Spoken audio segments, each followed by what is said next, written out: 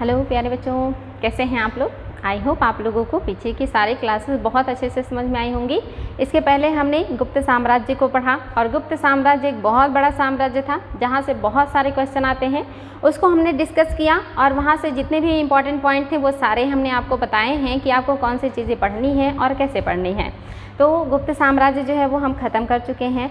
आज हम एक नया साम्राज्य शुरू करने वाले हैं या एक नया टॉपिक शुरू करने वाले हैं गुप्तों के पतन के बाद, यानी कि गुप्तोत्तर काल, या आप कह सकते हैं कि जैसे आपने मौर्य काल पढ़ा था उसी तरह से मौर्य साम्राज्य के पतन के बाद आपने मौर्योत्तर काल पढ़ा था, जहाँ पर आपने देखा था कि छोटी छोटी बहुत सारी शक्तियों का उद्भव हो गया था और आगे चल करके फिर गुप्त साम्राज्य का उदय होता है और उन सारी छोटी छोटी शक्तियों को ख़त्म करके गुप्त साम्राज्य की स्थापना होती है।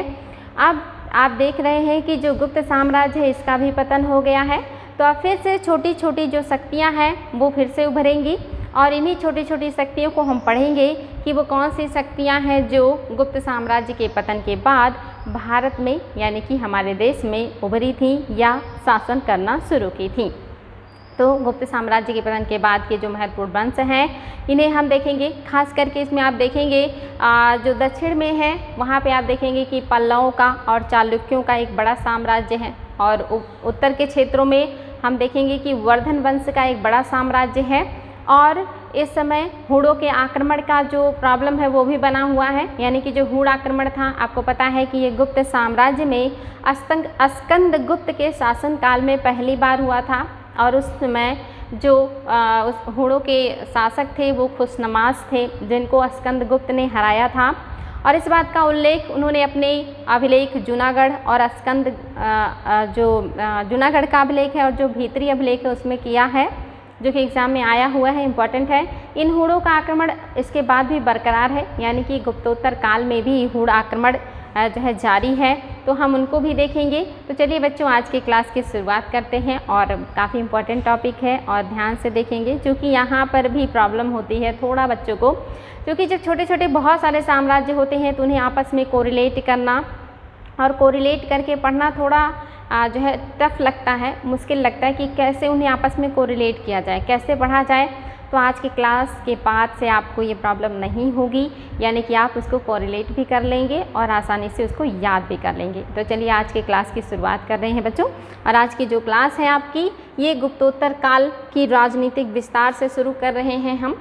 और यहाँ पे आप देखेंगे गुप्त साम्राज्य के पतनोपरांत भारतीय राजनीति की जो मुख्य विशेषता थी विकेंद्रीकरण, यानी कि गुप्त साम्राज्य का जो साम्राज्य है वो जब समाप्त हो जाता है तो जो शक्तियां हैं वो विकेंद्रीकृत हो जाती हैं, यानी कि छोटे छोटे अलग अलग क्षेत्रों में अलग अलग राजवंश का उदय होता है और इन राजवंशों के हाथों में जो शक्तियां हैं वो केंद्रित हो जाती हैं, जिससे कहा जाता है कि शक्तियों का विकेंद्रीकरण हो गया था।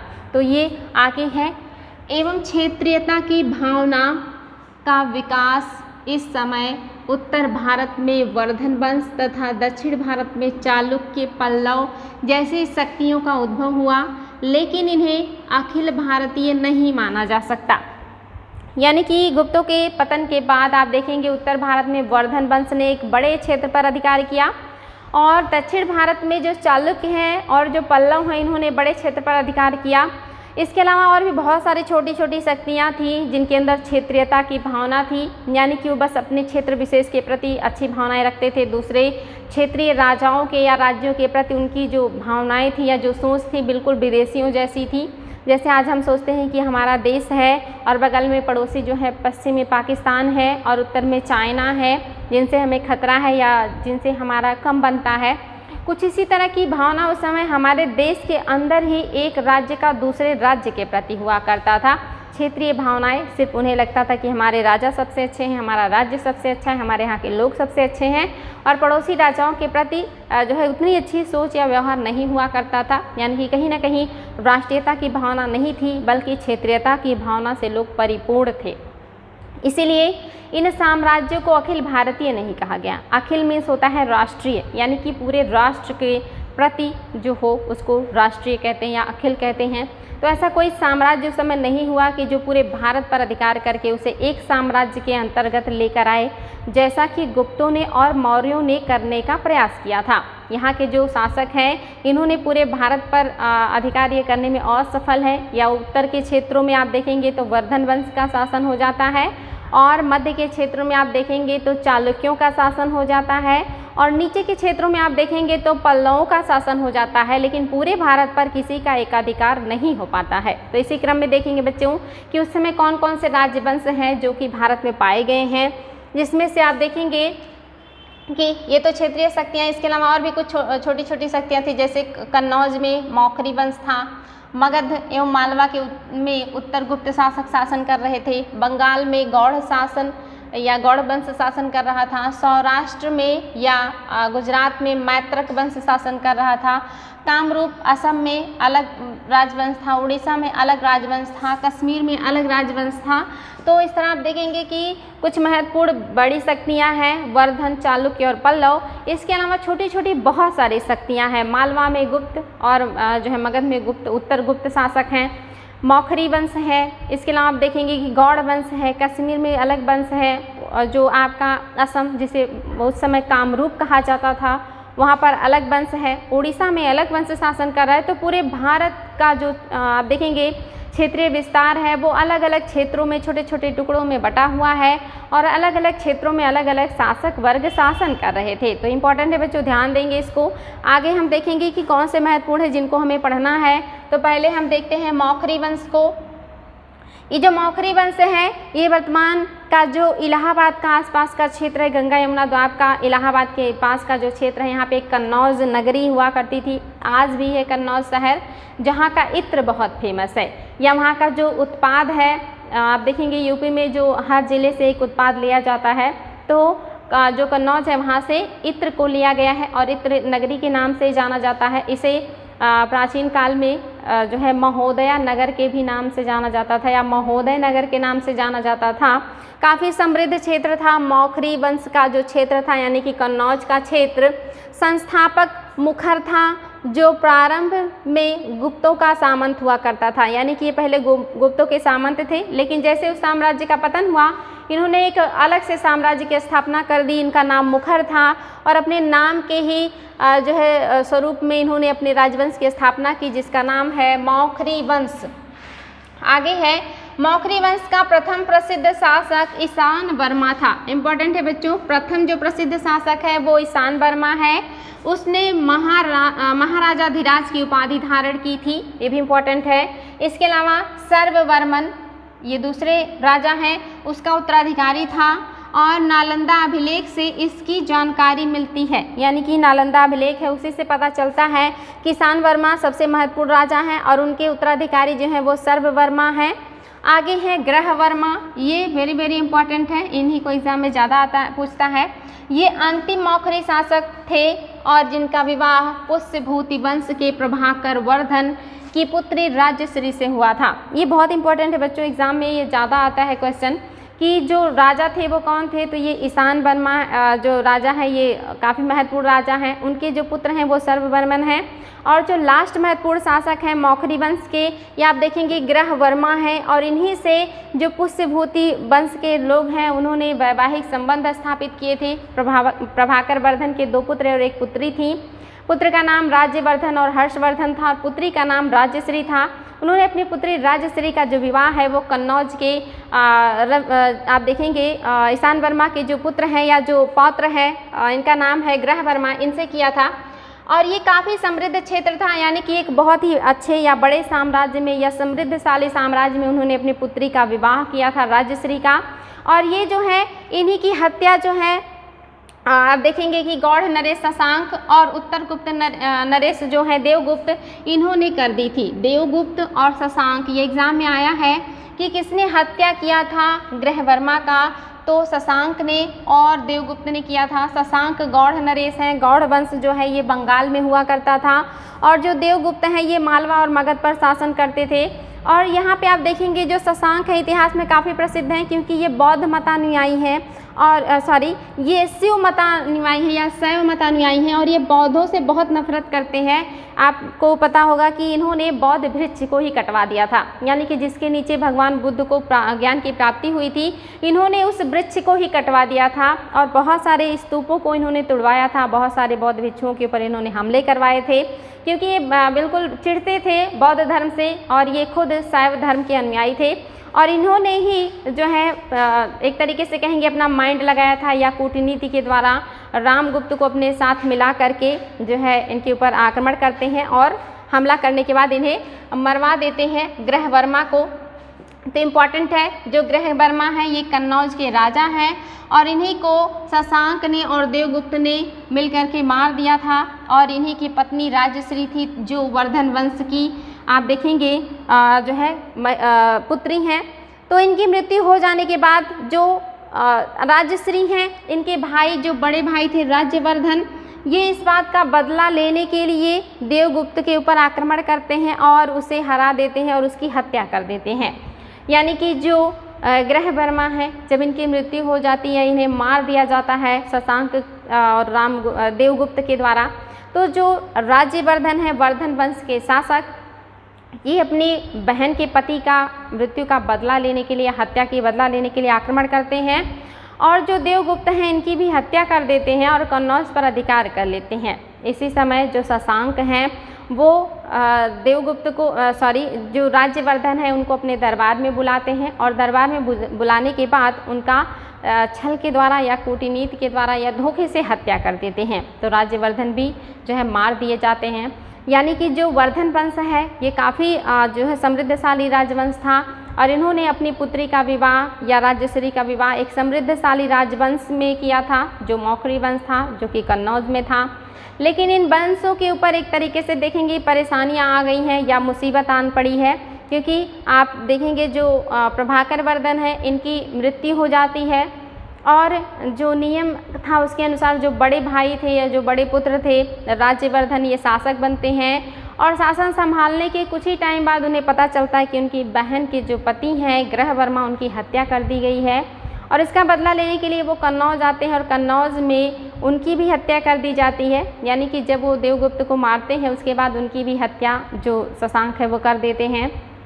ऐसे में जो हर्षवर्धन है उनके लिए बड़ी परेशानी क्रिएट हो जाती है, क्योंकि अभी उनकी उम्र बहुत कम थी, 16 साल की उम्र थी और इतनी कम उम्र में उन्होंने अपने पिता, अपने बड़े भाई, अपने बहन के पति को खो दिया था और दूसरी तरफ उनकी बहन को भी शशांक ने बंदी बना करके जेल में डाल दिया था।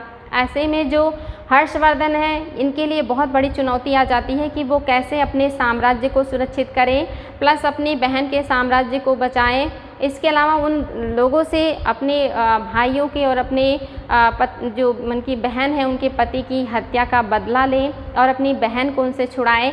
ऐसी बहुत सारी चुनौतियां जो हैं वो आ गई हैं हर्ष के सामने, तो आज हम इन्हीं को पढ़ेंगे। आइए बच्चों आगे बढ़ते हैं। नेक्स्ट जो है वो वर्धन वंश है। इस वंश के पूर्ण स्वतंत्रता का जन्मदाता प्रभाकर वर्धन थे, यानी कि इसकी स्थापना पहले भी हो चुकी थी, लेकिन जो इसको पूर्ण रूप से स्वतंत्र किए थे वो प्रभाकर वर्धन थे, यानी कि हर्ष के पिता थे। इसने ही प्रथम बार परम भट्टारक और महाराजाधिराज की उपाधि ली थी, यानी कि इस वंश में सबसे पहले महाराजाधिराज और परम भट्टारक की जो उपाधि लेने वाले व्यक्ति हैं वो प्रभाकर वर्धन हैं। आगे है हर्षचरित ने भी इन्हीं की तरह बड़ी बड़ी उपाधियां ली थी और वो भी बताएंगे आपको। इसके अलावा इन्होंने एक और भी देखेंगे कि लिया है उपाधि, इसको कहते हैं हूण हरिण केसरी। यानी कि ये जो हैं प्रभाकर वर्धन, इन्होंने परम भट्टारक, महाराजाधिराज और हूण हरिण केसरी की उपाधि ली थी। हूण हरिण केसरी मीन्स कि हूणों को समाप्त करने वाला या हूणों पर विजय प्राप्त करने वाला ये कौन थे, तो प्रभाकर वर्धन ने भी हूणों से युद्ध किया था, इसीलिए उन्होंने ये उपाधि ली थी। और इस वंश का जो सबसे शक्तिशाली शासक है वो हर्ष हैं या हर्षवर्धन हैं और इन्होंने भी बहुत सारी उपाधियाँ ली थी, जैसे परम भट्टारक, महाराजाधिराज, सकलोत्तर, एकाधिराज, चक्रवर्ती, सार्वभौम, परमेश्वर। इसके अलावा और भी बहुत सारी इन्होंने उपाधियाँ ली थी बच्चों। ये कुछ महत्वपूर्ण उपाधियाँ हैं जो कि हर्षवर्धन के द्वारा लिया गया था। ये उपाधियाँ राजा क्यों लेते थे? तो अपने आप को महान दिखाने के लिए, सर्वोच्च दिखाने के लिए, पावरफुल, शक्तिशाली दिखाने के लिए और जनता की नज़रों में अपने आप को उच्च स्थान दिलाने के लिए, भगवान के समतुल्य बनाने के लिए ये लोग इस तरह की उपाधियाँ लिया करते थे, ताकि जो जनता है, जो लोग हैं, वो राजा के प्रति सम्मान व्यक्त करें, राजा को भगवान के तुल्य माने। तो इसी तरह की ये लोग भारी भरकम उपाधियाँ लिया करते थे। कभी कभी विजयों के उपलक्ष्य में उपाधियाँ ली जाती थी, जिस तरह का लोग विजय करते थे उसी तरह के लोग उपाधियाँ लिया करते थे। तो हम यहाँ पे 2 वंश देखे हैं। हमने देखा पहला जो है वो मौखरी वंश, जो कि कन्नौज के पास है, और वहाँ के शासकों को देखा, जो कि मेन है, जहाँ से एग्जाम में क्वेश्चन आते हैं। दूसरा वंश हम देख रहे हैं वर्धन वंश। इसमें भी हम देख रहे हैं कि प्रभाकर वर्धन है। प्रभाकर वर्धन के 2 पुत्र, 1 पुत्री है। बड़े पुत्र का नाम राज्यवर्धन, छोटे पुत्र का नाम हर्षवर्धन, और पुत्री का नाम राज्यश्री है। राज्यश्री का विवाह कन्नौज के राजा से हुआ था, या राजकुमार से हुआ था, जो कि आगे चल के विधवा हो गई हैं। और उनके बड़े बेटे राज्यवर्धन की जो है वो मृत्यु हो चुकी है या हत्या कर दी गई है, और जो हर्ष हैं उनके ऊपर बहुत सारी जिम्मेदारियां हैं। तो हर्ष अब क्या करेंगे, उन्हीं को आगे पढ़ेंगे हम लोग।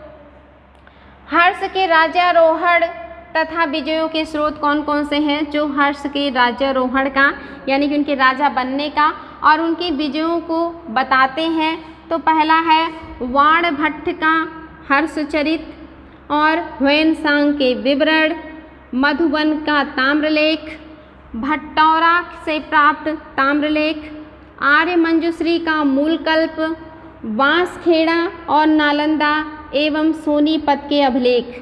इतने सारे जो साक्ष्य हैं, जो कि क्या है, उस समय के जो हर्षवर्धन के शासन का, आर्थिक स्थिति का, राजनीतिक स्थिति का, सांस्कृतिक स्थिति का बृहद वर्णन करते हैं, या हमें साक्ष्य के रूप में उपलब्ध है, जहाँ से हम उनके शासन की जानकारी प्राप्त कर सकते हैं। तो ये वेरी इंपॉर्टेंट है बच्चों, ये आप लोगों को याद होना चाहिए। बांसखेड़ा और नालंदा, सोनीपत अभिलेख, ये हर्ष के शासनकाल के बारे में बताते हैं। इसके अलावा इन्हीं के शासनकाल में आप देखेंगे ह्वेनसांग आए थे। इनके बारे में मैंने इसके पहले भी आपको बहुत डिटेल में बताया था, एक बार और बता दे रहे हैं। ये जो ह्वेनसांग है, इन्होंने एक पुस्तक लिखी थी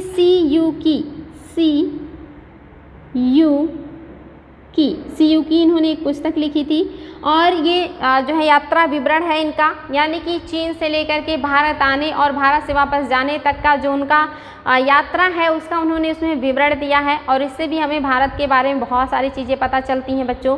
और ये जो है ये चाइना के हैं, यानी कि आप देखेंगे जो बौद्ध धर्म है, इसका विकास इंडिया में हुआ और हमारे देश से ये दुनिया के बाकी क्षेत्रों में भी फैला, खास करके अशोक के शासनकाल में काफ़ी विस्तार हुआ इसका।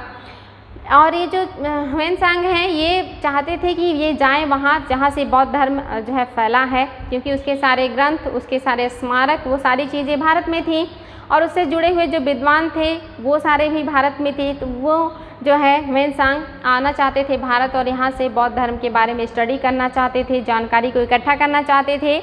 लेकिन जो चीन का राजा है, उसने जो है भारत आने के लिए रोक लगा रखा था, और वो जो है क्या करते, तो उन्होंने राजा को बिना बताए चोरी छिपे ही चीन से स्थल मार्ग से भारत में आने का निर्णय लिया, और वो भारत में आते हैं। एग्जाम में क्वेश्चन आता है कि वो किसके शासनकाल में आए थे, तो ह्वेनसांग हर्षवर्धन के शासनकाल में आए थे। और जब वो भारत में आए तो नालंदा विश्वविद्यालय का आचार्य कौन था, ये भी एग्जाम में क्वेश्चन आया है। तो उस समय आचार्य थे शीलभद्र। जब ये नालंदा में अध्ययन करने के लिए जाते हैं, तो आपको पता होना चाहिए नालंदा विश्वविद्यालय इस समय विश्व का सबसे बड़ा, सबसे प्रसिद्ध विश्वविद्यालय था, और वहाँ पे हर कोई अध्ययन करने नहीं जा सकता था, यानी कि उसमें प्रवेश के लिए एंट्रेंस एग्ज़ाम देने पड़ते थे, यानी कि पहले मौखिक एग्ज़ाम देने होते थे, और उस परीक्षा में जो पास होता था वही जाकर के विद्यालय में एंट्री पाता था। और ये एग्ज़ाम कौन लिया करता था, ये परीक्षा जो द्वारपाल होते थे वो लेते थे। और उस समय की बहुत सारे ग्रंथों में इस बात का उल्लेख है कि जो द्वारपाल होता था वो 10 लोगों में से सिर्फ 3 ही लोगों को एंट्री देता था, यानी कि मोस्टली लोग उसके क्वेश्चंस का जवाब नहीं दे पाते थे, तो काफ़ी टफ हुआ करता था। तो ये ह्वेनसांग हैं, और ये आते हैं बिना बताए भारत में, और यहाँ पे स्टडी करते हैं, और स्टडी करने के बाद वापस जाते हैं, और इस पुस्तक में सीयूकी में वो अपनी यात्रा विवरण का उल्लेख करते हैं। भारत से जब वो वापस जा रहे थे तो यहाँ से बहुत सारे पांडुलिपियाँ वो अपने साथ लेकर के जाते हैं। इसके अलावा भगवान बुद्ध की मूर्तियाँ और उनके जो उपयोग में लाई जाने वाली चीज़ें हैं उन सबको भी ये ले करके वापस चाइना जा रहे थे, जो कि काफ़ी बड़ी मात्रा में थी। और इसको उन्होंने कई घोड़ों पर रख करके जो है वो ले जा रहे थे। रास्ते में एक झील जो है पार करने के दरमियान जो अभिलेख थे उसमें से आप देखेंगे एक नाव जो था वो पलट जाता है और बहुत सारे अभिलेख जो है वो नष्ट हो जाते हैं। बाकी जो बचे हुए अभिलेख थे उसको लेकर के वो चाइना जाते हैं और उसको संग्रह करते हैं, यानी कि लिखते हैं, और उनका जो विवरण है उसमें हमें इन सारी चीज़ों का नॉलेज या ज्ञान मिलता है। तो वो स्थल मार्ग से ही आए थे और स्थल मार्ग से ही चाइना लौट गए थे। और जब वो चाइना लौटे तो जो चीन का राजा था उसने उनका भव्य स्वागत किया या बहुत प्रसन्न हुआ और इन्होंने बहुत ही बेहतरीन तरीके से वर्णन किया है। और जो ह्वेनसांग है इन्होंने बहुत ज़्यादा क्षेत्रों का यात्रा किया था। ये भारत में कश्मीर भी गए थे, हर्षवर्धन के दरबार में भी गए, और ये दक्षिण में आप देखेंगे पल्लवों के साम्राज्य तक इन्होंने अपना यात्रा किया था। यात्रा के दरमियान इन्होंने उत्तर से लेकर के दक्षिण तक के लोगों के खान पान, रहन सहन, राजनीति, अर्थव्यवस्था, इन सारी चीज़ों का बहुत ही विस्तृत या जीवंत विवरण इन्होंने दिया है। तो ह्वेनसांग काफ़ी इम्पोर्टेंट है जो कि हर्ष के शासनकाल में आए हुए हैं। आगे है बच्चों, ये थी जो है उस समय के स्रोत जिससे हमें हर्ष के राज्यारोहण और विजय का जानकारी मिलता है। हर्षकालीन कुछ साहित्य हैं जो एग्ज़ाम में आते हैं, खास करके आप देखेंगे हर्ष के 3 नाटक एग्ज़ाम में बहुत ज़्यादा पूछता है। नागानंद, इसमें जो आप देखेंगे बौद्ध धर्म से संबंधित नियम कानून या बौद्ध धर्म से संबंधित जानकारी मिलती है नागानंद में। दूसरा है प्रियदर्शिका, इसमें उदयन के अंतःपुर तथा प्रणय कथा का वर्णन है। ये उदयन जो राजा थे, आपको पता है कि मगध के शासक थे, इनके अंतःपुर और प्रणय कथा का वर्णन है प्रियदर्शिका में।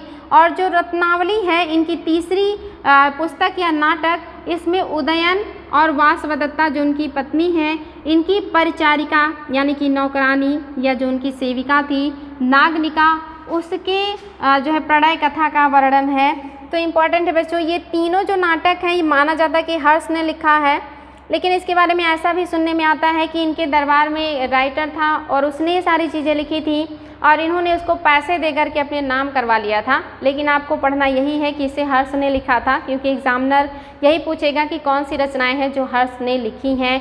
तो वेरी वेरी इंपॉर्टेंट है, ये तीनों हर्ष की रचनाएँ हैं, नागानंद, प्रियदर्शिका और रत्नावली।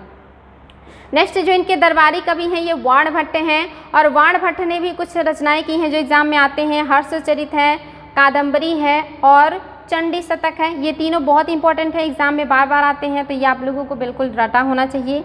आगे है हर्षवर्धन का धर्म, यानी कि जो हर्षवर्धन थे वो कौन से धर्म को मानते थे, तो ये शैव धर्मानुयायी थे, यानी कि ये शैव धर्म को मानते थे। लेकिन जब इनके दरबार में ह्वेनसांग आते हैं, और ह्वेनसांग जो थे ये बौद्ध धर्म के आप देखेंगे विद्वान थे या बौद्ध धर्म के बारे में स्टडी करने आए थे, तो उनसे प्रभावित होकर के ये बौद्ध धर्म के महायान शाखा का जो है एक तरीके से कहेंगे कि अनुयायी बन जाते हैं या महायान शाखा को संरक्षण देने लगते हैं। तो बाद में ये बौद्धिस्ट हो जाते हैं, पहले ये शैव थे। लेकिन वर्धन वंश के जितने शासक हैं ये अलग अलग धर्मों को मानने वाले हैं, ये भी अपने आप में विचित्र बात है। इनके पिता जो हैं ये सूर्य पूजा किया करते थे। इनके जो बड़े भाई थे ये आप देखेंगे ये अलग, यानी कि पहले से बौद्ध थे, और जो हर्ष थे ये शैव थे, बाद में चल के ये भी बौद्ध हो जाते हैं। तो अलग अलग धर्मों को मानने वाले थे इनकी पूरी फैमिली, और ये खुद पहले शैव थे और बाद में बौद्ध हो जाते हैं। आगे है इन्होंने कुछ महत्वपूर्ण चीज़ें जो है की हैं जो एग्ज़ाम में आता है। ये जो है धर्म सभाएँ बुलाया करते थे, कन्नौज सभा और प्रयाग सभा, ये 2 जगह सभाएं बुलाते थे, कन्नौज में एक प्रयाग में। तो इम्पॉर्टेंट है, ये कभी कभी पूछता है एग्ज़ाम में, तो ये प्लेस ज़रूर पूछता है। तो ये दोनों जगह थे जहाँ पे सभाएं बुलाते थे। जो कन्नौज सभा हुई थी यह 23 दिनों तक चली थी, और इसमें बुद्ध की सोने की एक प्रतिमा बनाई गई थी और बौद्ध धर्म का एक पक्षीय प्रचार प्रसार किया गया था, यानी कि बड़े पैमाने पर प्रचार हुआ था। इस सभा का अध्यक्ष ह्वेनसांग था। वेरी वेरी इंपॉर्टेंट है बच्चों, कन्नौज सभा का जो अध्यक्ष था वो ह्वेनसांग था, और इसी सभा में हर्ष पर जानलेवा हमला भी हुआ था। यानी कि इसी सभा में जो ब्राह्मण वर्ग के लोग थे वो लोग हर्ष को मारने का प्रयास करते हैं, क्योंकि हर्ष यहाँ पे बौद्ध धर्म का प्रचार प्रसार कर रहे थे, तो उनके ऊपर जानलेवा हमला भी होता है। इंपॉर्टेंट है, ध्यान देंगे इसको। हुएनसांग के प्रभाव में आकर ही इन्होंने जो है बौद्ध धर्म स्वीकार किया था। ये प्रयाग सभा है और हर्षवर्धन प्रत्येक 5 वर्ष में एक सभा का आयोजन करता था। यानी कि हर 5 वर्ष में या 5 वर्ष के अंतराल पर ये प्रयागराज में एक सभा का आयोजन करते थे और इसे महामोक्ष परिषद कहा जाता था। हुएनसांग स्वयं छठे समारोह में उपस्थित था। यानी कि यहाँ पर आप देखेंगे हुएनसांग भी उपस्थित थे छठे समारोह में, और माना जाता है कि यहाँ पे जो हर्ष हैं ये अपना सब कुछ दान कर देते थे, यहाँ तक कि वो कपड़े भी दूसरे से मांग करके पहनते थे। इतना ज़्यादा इन्हें जो है यहाँ पे दान कर दिया करते थे, या इतना ज़्यादा ये दानी थे। तो इम्पॉर्टेंट है बच्चों, ये सारी चीज़ें मैंने बताई। इसके अलावा इनके पिता सूर्य की पूजा करते थे। इनके जो बड़े भाई थे ये बौद्ध धर्म को मानते थे और ये खुद शैव को मानते थे, बाद में बौद्धिस्ट हो गए। तो इतने सारे पॉइंट्स हैं, ये सारे एग्जाम में आए हुए हैं और इसलिए आपको हर एक पॉइंट्स को बहुत जो है केयरफुली देखना है, याद करना है और बार बार रिविज़न करना है। आगे बढ़ेंगे बच्चों, यहाँ पे आप देखेंगे एक और वंश है जो कि मालवा का यशोवर्मन वंश है। बहुत छोटा वंश है, बहुत ज़्यादा शासनकाल नहीं है और यहाँ से बहुत ज़्यादा एग्जाम में क्वेश्चन भी नहीं आते हैं, लेकिन आपको पता होना चाहिए ये छोटा सा राजवंश है जो उस समय ये भी था। मालवा के यशोवर्मन शासक ने गुप्तों की शक्ति को हूणों की तरह ही हानि पहुंचाई थी। यानी कि ये भी गुप्तों के आप देखेंगे विरोधी हैं या शत्रु हैं, मालवा के यशोवर्मन वंश, और इन्होंने भी हूणों की तरह ही गुप्तों को नुकसान पहुंचाया था। इस वंश का उल्लेख मंदसौर अभिलेख में मिलता है। मंदसौर अभिलेख आप जानते हैं कुमार गुप्त का है, जो कि बहुत इंपॉर्टेंट है और उस समय इंपॉर्टेंट है, एग्जाम में बहुत ज़्यादा क्वेश्चन भी आता है कि मंदसौर जो अभिलेख है ये किससे संबंधित है, तो ये कुमार गुप्त से संबंधित है। और इसमें जो है उल्लेख मिलता है कि जो मालवा के यशोवर्मन वंश हैं इन्होंने किस तरह से नुकसान पहुंचाया था गुप्तों को। आगे है, इसमें वर्णन है कि मालवा के शासक यशोवर्मन का उदय जो है प्रभा मंडल में उल्का के समान हुआ था। यानी कि ऐसा माना जाता है कि जो यशोवर्मन है इनका उदय बहुत अचानक से हुआ था, जैसे आकाश में हमें अचानक से उल्का पिंड दिखाई दे जाता है। कुछ इसी तरह से इन्होंने अपने एक साम्राज्य की स्थापना कर ली थी जो कि बहुत अचानक से हुआ था, और इस वंश का जो महत्वपूर्ण शासक था वो यशोवर्मन ही था, इसीलिए इस वंश का नाम ही यशोवर्मन पड़ गया था। आगे है एक और वंश, वल्लभी का मैत्रक वंश। ये जो वल्लभी है ये गुजरात में पड़ता है और गुजरात में उस समय मैत्रक वंश का शासन था। और ये जो मैत्रक वंश का शासन है ये गुजरात में स्थापित था और इसके जो संस्थापक हैं ये भट्टार्क थे। यानी कि मैत्रक वंश के जो संस्थापक हैं ये भट्टार्क हैं और इस वंश के शासक शैव मतानुयायी थे। यानी कि जो मैत्रक वंश के शासक हैं ये शिव की उपासना करते थे और इस वंश का जो प्रमुख शासक था ये ध्रुवसेन था। ध्यान देंगे, मैत्रक वंश का शासक जो था महत्वपूर्ण शासक वो ध्रुवसेन था। हर्ष का समकालीन था, यानी कि यही हर्ष के समकालीन है ध्रुवसेन। और यहाँ पे एक शिक्षा का प्रसिद्ध केंद्र भी था, वल्लभी विश्वविद्यालय। वल्लभी विश्वविद्यालय वेरी वेरी इंपॉर्टेंट है। कुछ महत्वपूर्ण विश्वविद्यालय हैं भारत में जिसमें से महत्वपूर्ण है एक वल्लभी विश्वविद्यालय। और इसके जो आचार्य थे ये स्थिरमति थे। आपने देखा था नालंदा के जो आचार्य थे वो शीलभद्र थे जब हुएनसांग आए थे, और यहाँ के जो आचार्य हैं वो स्थिरमति थे जो कि वल्लभी विश्वविद्यालय के आचार्य हैं। आगे है हूणों का इतिहास। इसके पहले मैंने आपको बताया था कि मौर्योत्तर काल में हमारे यहाँ 3-4 विदेशियों ने आक्रमण किया था।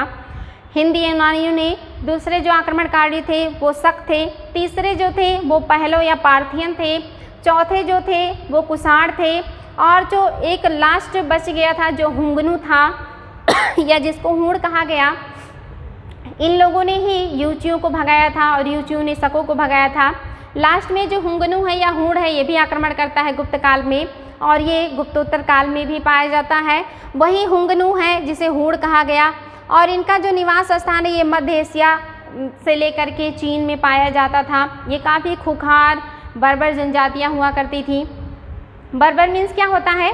ऐसा व्यक्ति जिसके अंदर सभ्यता संस्कृति नाम की कोई चीज़ नहीं है, यानी कि जिसके ना खाने का कोई ढंग है, ना कपड़े पहनने का कोई तरीका है, ना उसके रहने का कोई ठिकाना है, ना तो वो सामाजिक जीवन जीता है, उसे बस खाना और घूमना पसंद हो, या उसे मार काट बहुत ज़्यादा पसंद हो, या उसके जीवन का कोई आधार ही ना हो, वो बस ऐसे घूमता रहे और किसी को भी मार दे, कुछ भी खा ले, कैसे भी रह ले, इसी को कहते हैं बर्बर। यानी कि जिसके अंदर सभ्यता और संस्कृति नहीं होती उसे बर्बर कहते हैं।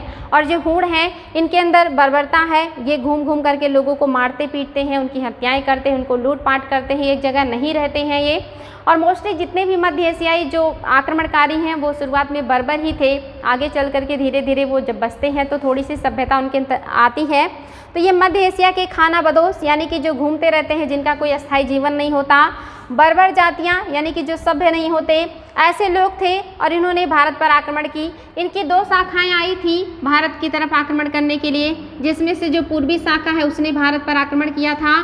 और ये आक्रमण जो है सबसे पहले स्कंदगुप्त के शासनकाल में हुआ था। एग्जाम में क्वेश्चन आया है कि हूणों का प्रथम आक्रमण किस राज्य के शासनकाल में हुआ था, तो स्कंदगुप्त के। और किस राजवंश में हुआ था, तो गुप्त राजवंश में। तो इम्पॉर्टेंट है बच्चों। इसके अलावा इसी समय आप देखेंगे इसके जो नेता थे खुशनवाज थे, यानी कि जब पहला हूण आक्रमण हुआ तो जो राजा था वो खुशनवाज था, जो हार गया था स्कंदगुप्त से। दूसरा जो महत्वपूर्ण राजा था वो तोरमाड़ था, यानी कि दूसरा जो आक्रमण हुआ वो तोरमाड़ के द्वारा किया गया था। पहला जो है वो खुशनवाज थे और दूसरे जो राजा हैं तोरमाड़ हैं। और हूणों का जो अंतिम महत्वपूर्ण राजा या शक्तिशाली राजा था वो मिहिरकुल था। तो इम्पॉर्टेंट है बच्चों, ये 3 महत्वपूर्ण हूण राजा हैं। पहले हैं खुशनवाज, दूसरे हैं तोरमाड़ और तीसरे जो होंगे वो मिहिरकुल होंगे। और ये तीसरे सबसे शक्तिशाली राजा हैं हूणों के। और ये लोग काफ़ी लंबे टाइम तक भारत के अलग अलग हिस्सों में या पश्चिमोत्तर क्षेत्रों की तरफ से आक्रमण करते रहते हैं। और इस बात की जो जानकारी है वो हमें भीतरी स्तंभ अभिलेख और जूनागढ़ अभिलेख से पता चलता है। और ये जो दोनों अभिलेख किसके हैं, स्कंदगुप्त के हैं।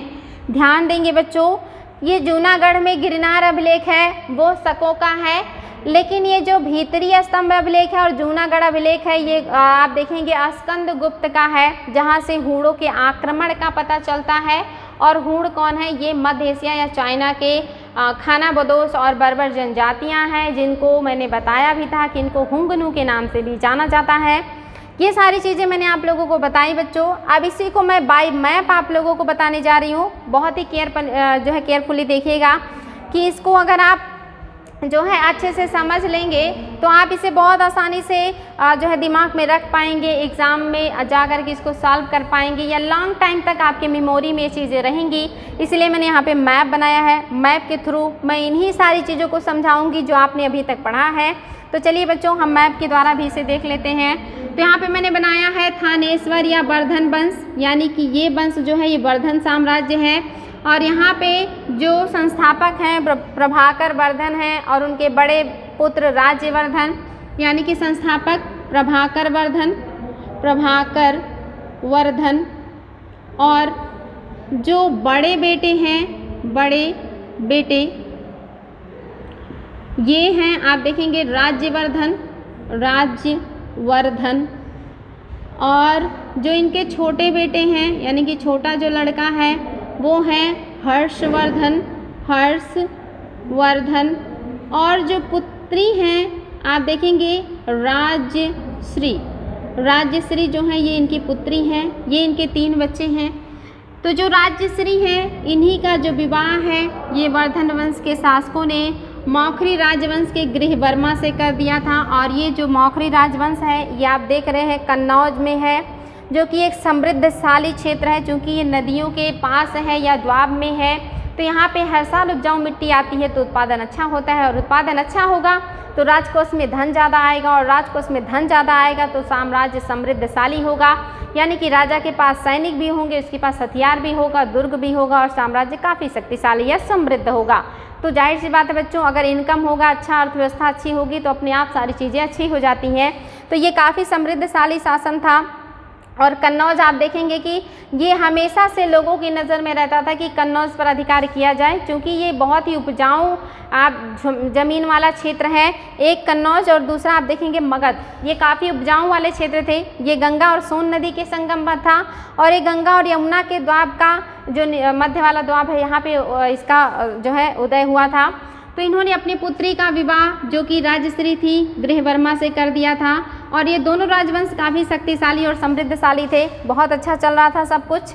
लेकिन इसी बीच आप देखेंगे ये गौड़ नरेश का जो है साम्राज्य है, और गौड़ नरेश जो है उस समय वो शशांक हैं, इन्होंने जो है दिमाग लगाया और बहुत ही कूटनीतिक चाल के द्वारा इन्होंने दोस्ती कर लिया रामगुप्त से, जो कि मालवा के नरेश है, मालवा और मगध पर इनका शासन है, और ये उत्तर गुप्त शासक हैं। ये जो शशांक हैं इनसे दोस्ती करके दोनों लोग मिल करके आक्रमण कर देते हैं गृह बर्मा के ऊपर, और इनकी जो है हत्या हो जाती है, यानी कि ये मर जाते हैं, इन्हें मार दिया जाता है। और जो शशांक है इनकी पत्नी जो राजश्री थी इनको कैद कर लेते हैं, बंदी गृह में डाल देते हैं। ये बात जब पता चलता है राज्यवर्धन को, तो जो राज्यवर्धन है वो, चूँकि इसके पहले जो प्रभाकर वर्धन है इनकी मृत्यु हो चुकी थी, और यहाँ के सिंहासन पर यानी कि वर्धन वंश का जो राजा बना था उनका बड़ा बेटा राज्यवर्धन बना था। राज्यवर्धन को जब ये बात पता चलती है कि उनकी बहन राजश्री जो है उनके पति गृहवर्मा की हत्या कर दी गई है रामगुप्त के द्वारा, और उनके पीछे जो दिमाग था वो शशांक का था और सपोर्ट भी था, तो ये इसके बदला लेने के लिए यानी कि राज्यवर्धन आते हैं बदला लेने और रामगुप्त के ऊपर आक्रमण करते हैं, और रामगुप्त को आक्रमण करने के बाद इसे मार देते हैं, यानी कि ये मर जाते हैं। और इनके मरने के बाद जो शशांक हैं ये राज्यवर्धन से बात करने की बात करते हैं और बुलाते हैं अपने दरबार में, कहते हैं कि आप आइए और हमें आपसे कुछ बात करनी है। जब ये दरबार में जाते हैं तो जो शशांक हैं ये धोखे से इनकी भी हत्या कर देते हैं, यानी कि ये भी मार दिए जाते हैं। यानी कि जो शशांक इन्होंने बड़े जो है दिमाग लगाया, और दिमाग लगाने के बाद इन्होंने गृहवर्मा को भी मरवा दिया, ये राजवंश खाली हो गया। इन्होंने मालवा नरेश रामगुप्त को इनके द्वारा मरवा दिया, ये राजवंश भी खाली हो गया, और एट लास्ट खुद जो है इनकी हत्या कर दी। तो इतने बड़े क्षेत्र का जो आप देखेंगे काफ़ी बड़ा क्षेत्र था जो इनके अधीन आने वाला था, काफ़ी दिमाग लगा करके उन्होंने इन सारे लोगों को समाप्त कर दिया। लेकिन जब इस बात का पता हर्षवर्धन को चला, और हर्षवर्धन उस समय सिर्फ जो है 16 वर्ष के थे, बहुत कम उम्र थी, और उन्हें पता चलता है कि उनके भाई भी मार दिए गए हैं, बहन के पति तो पहले ही मार दिए गए थे, बहन जो है वो शशांक के कब्जे में है।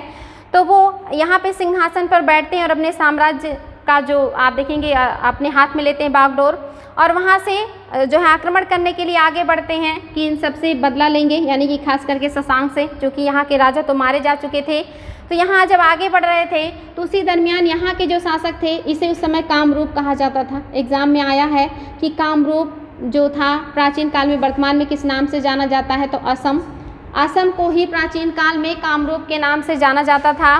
तो कामरूप के राजा ने इनकी तरफ दोस्ती का हाथ बढ़ाया, यानी कि हर्षवर्धन से दोस्ती कर ली जब हर्षवर्धन आ रहे थे कन्नौज की तरफ, और इनकी मदद करने की बात की, और इन दोनों ने मिल करके जो है कन्नौज पर अधिकार किया। और कन्नौज पर अधिकार करने के बाद ये मालवा के क्षेत्र पर अधिकार करते हैं, क्योंकि यहाँ पर भी अब कोई महत्वपूर्ण शासक नहीं था।